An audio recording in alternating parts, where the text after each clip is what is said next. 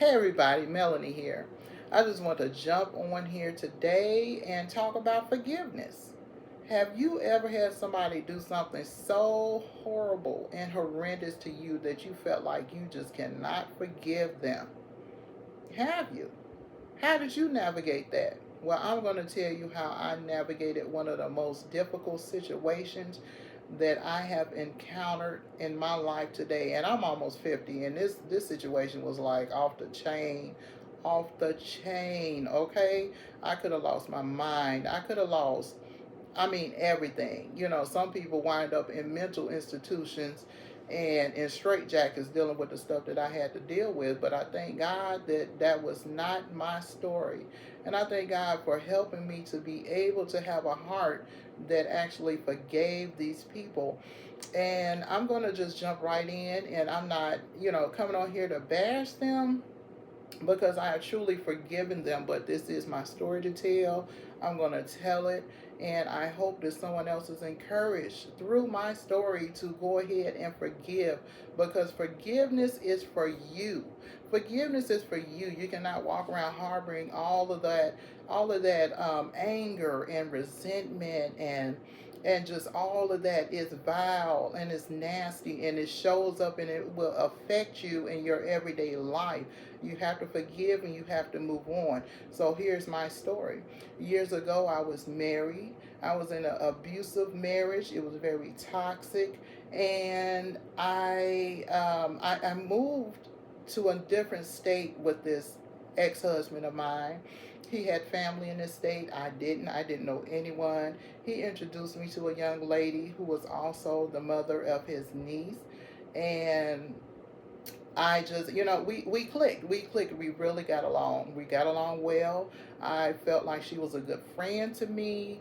And I mean, she showed me around town. She introduced me to her church where I started attending as well with my children.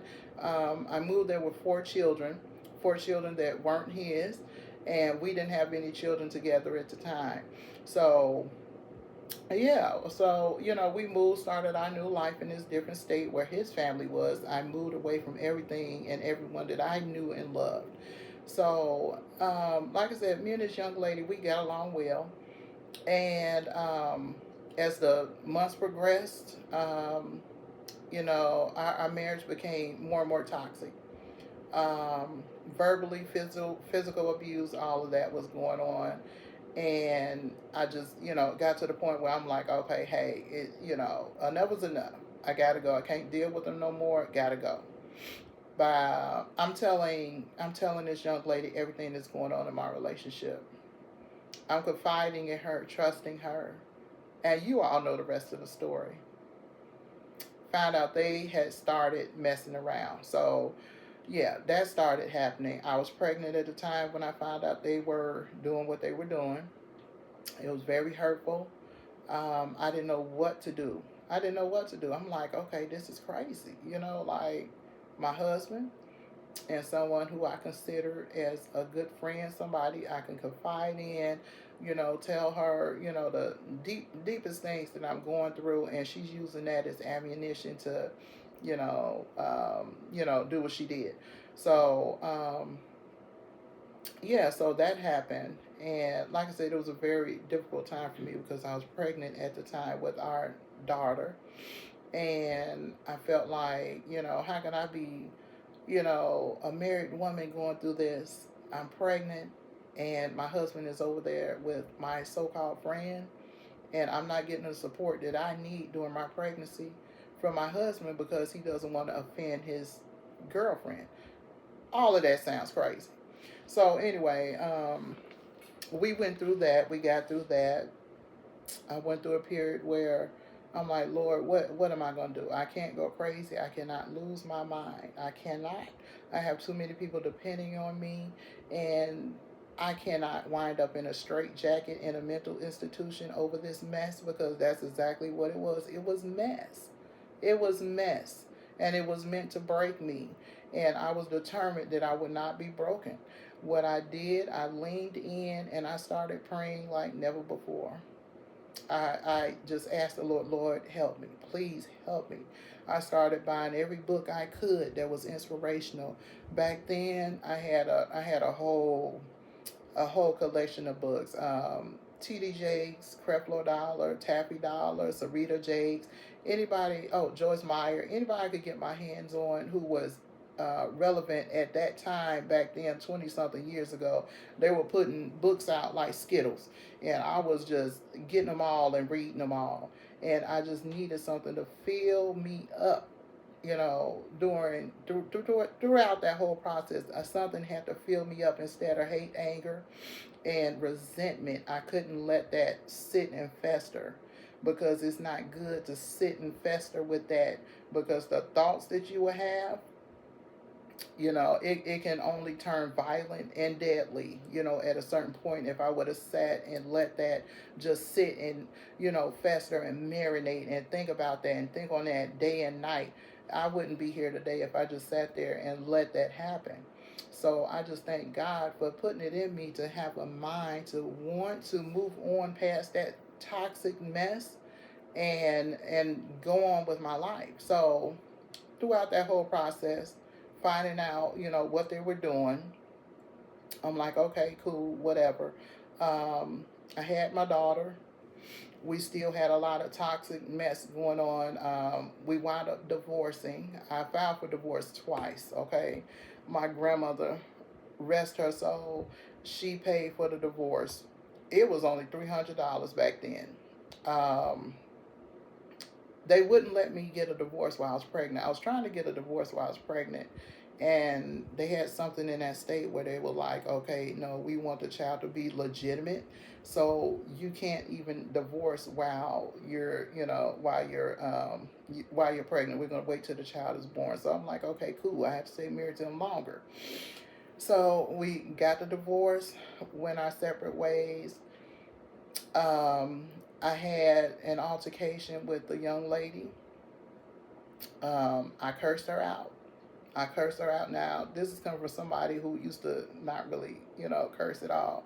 I cursed her out. And then, would you know that I felt bad after cursing her out? I felt bad. Like, I'm like, okay, Lord, after praying and stuff, I'm like, okay, this ain't right. Why am I feeling bad after cursing her out and cursing his mother out? Um, I cursed his mother out at another, occasion when I was actually moving out of the family home, moving away from him. I cursed her out. We exchanged words, and I'm like, okay, Lord, the Lord convicted me, and I'm like, this is crazy. Why am I being convicted? These people are talking to me like I'm crazy. You know, this woman is cheated and, cheated with my husband and betrayed my friendship. And would you know that the Lord told me to apologize to them? Apologize. I kept hearing apologize. I'm like, what? I'm not apologizing to them. Like, are you serious? So what I did, he didn't say how I had to apologize. So I bought some of those little nice, cards, and I wrote in there that, I apologize for my actions. It's not, it wasn't godly how I acted. I apologized to them, and I left it there. And I mailed those to them. So I know that the card that was meant for the young lady was intercepted by my husband. I thought she got it, but I found out later on she never received it. He intercepted it. I know his mother got her card, but I never heard anything from her.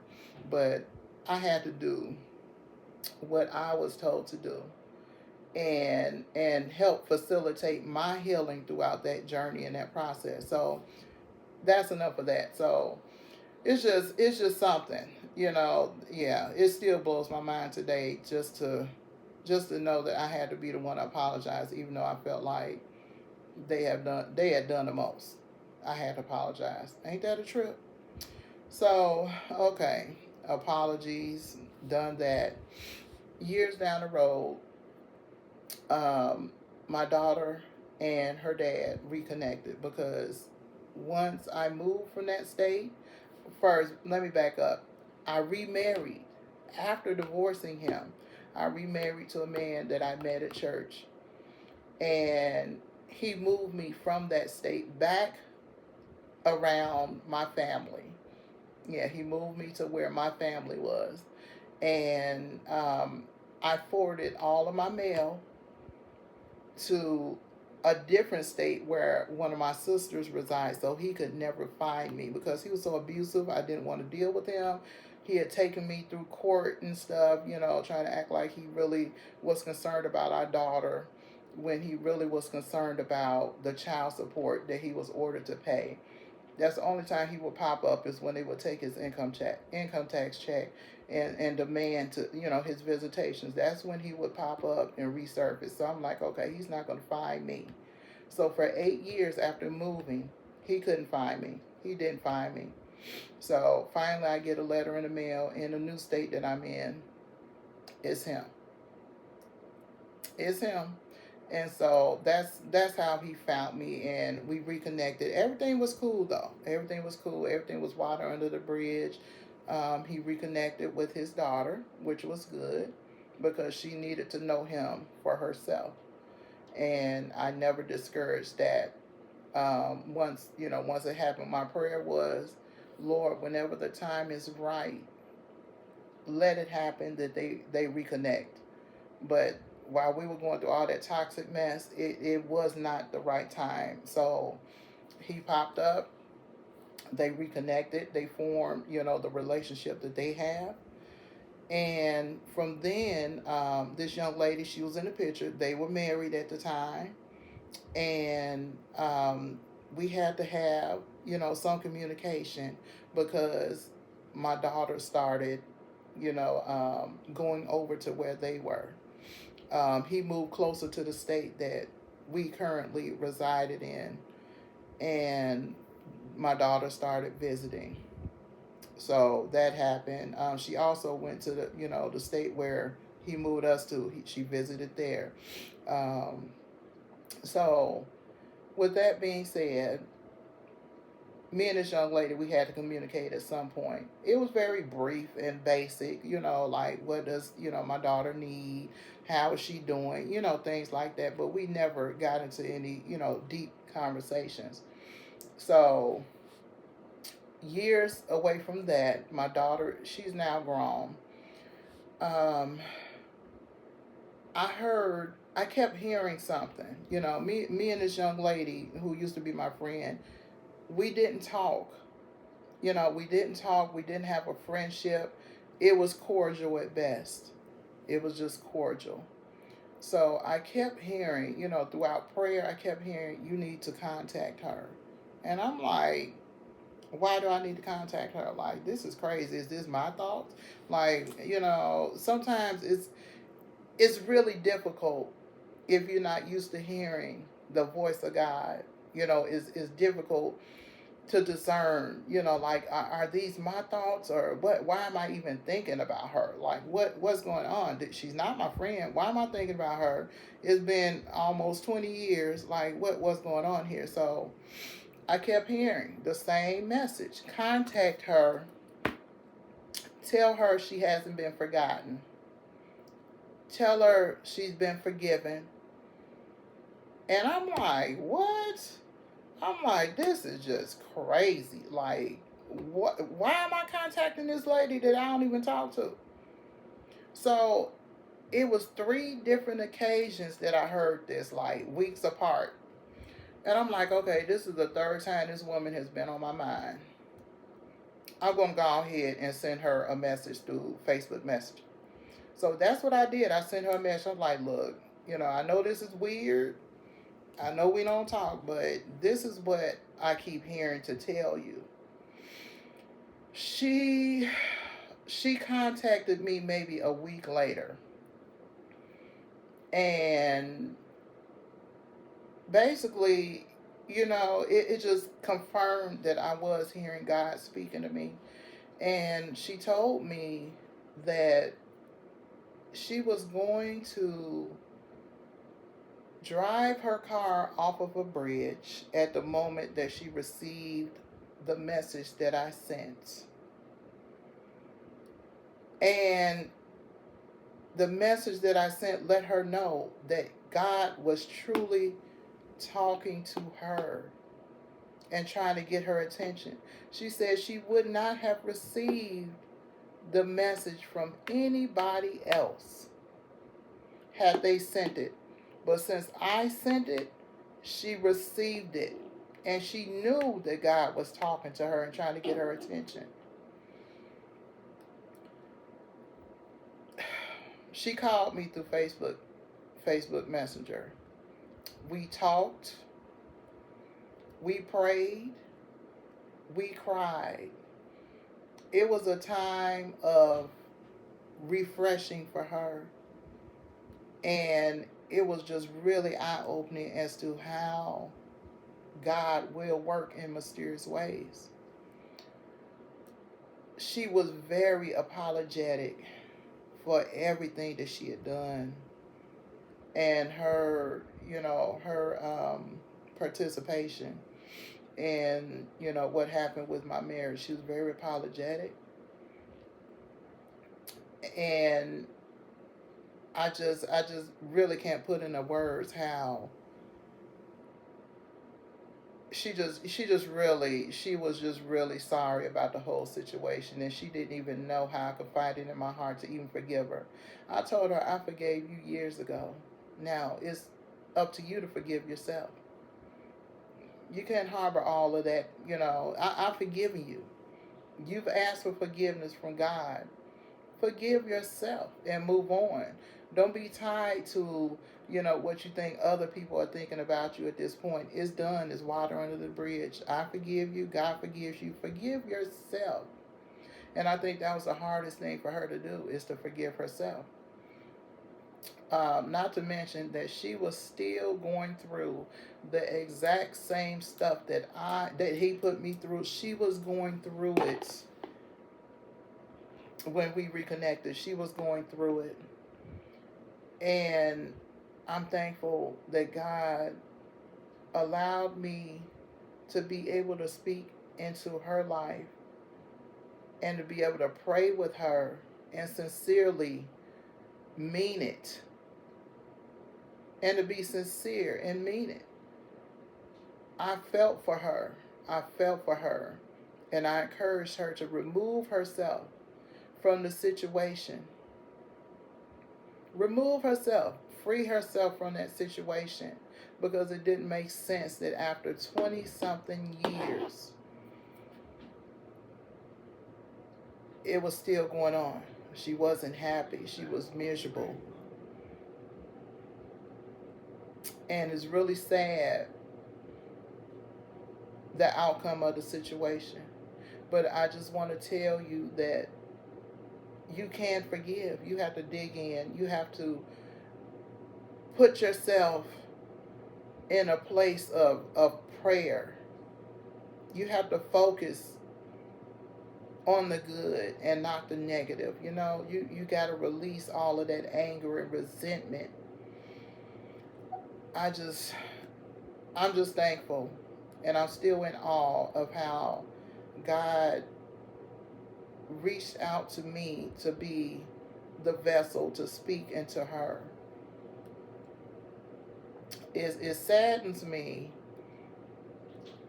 because she did pass away. I'm not sure of the details of what happened, but I know 2 weeks before she passed, we had a conversation. We prayed together 2 weeks before she passed. She told me some of the things she was concerned about, and we were able to pray together, cry together on the phone, and it was just something else. Um, I don't even know what to say. Now just looking back at the whole entire situation, I just want to encourage you all to forgive others. You never know how the situation is going to turn out. You never know what's going to happen later on down the road, and how God may use you to be a vessel of hope to someone else in need. If you all have questions or want to hear more about this or more details, I'm not, like I said, I'm not going to bash them because I have forgiven, my ex-husband. I've forgiven him. We were young and silly. I forgave her, like I, told her before she passed. I had been forgiving you. This is like, it's not even an issue at this point. But sometimes, the people that you're forgiving, they really have a hard time forgiving themselves. So just pray for those. It's really important to pray for people that have done you wrong. You really are. That's in the word. Pray for people because you have no idea what their mindset is. It can look like from the outside looking in, it can look like they have the perfect lives. It can look like everything is just, peachy. And that's not the case.